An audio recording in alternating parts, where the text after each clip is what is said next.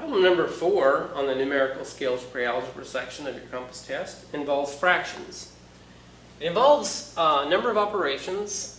We have the addition of fractions, division, subtraction of fractions, and then multiplication. And then we also have parentheses.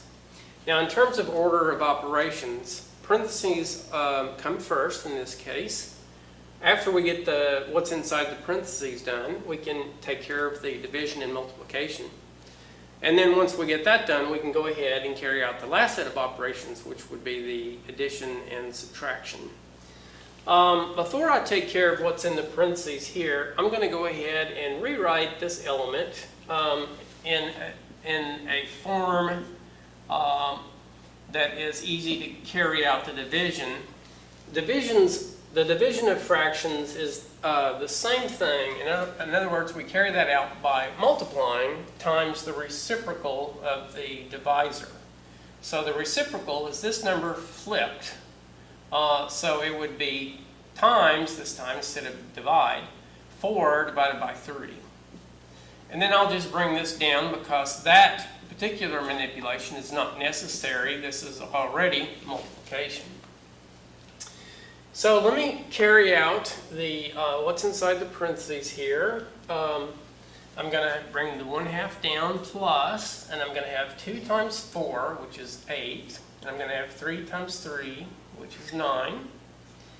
And then in this case, I'm going to make it a little bit easier for myself, and I'm going to recognize that I have a 5 in the numerator and in the denominator, and those will cancel out.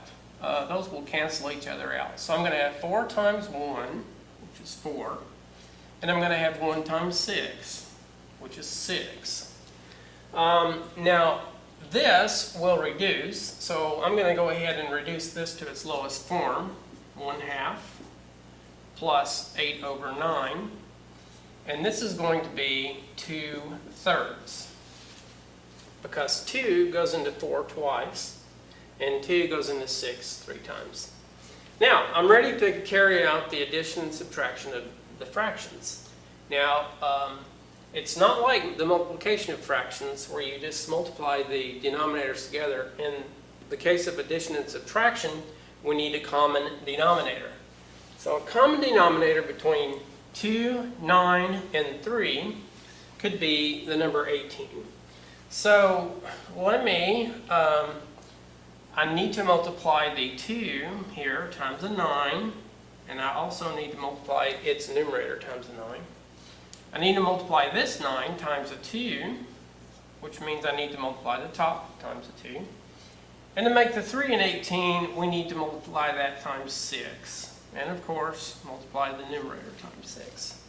All right, now I'm ready to carry all this out. 9 times 1 is 9. 9 times 2 is the 18. 8 times 2 is 16. 9 times 2 is the 18. Minus 2 times 6 is 12. And 3 times 6 is 18. Now you can see I have a common denominator, and I can go ahead and carry out the addition and subtraction through the numerator portion of the fractions. 9 plus 16 is 25. And 25 minus 12 is 13. So the answer is 13 over 18.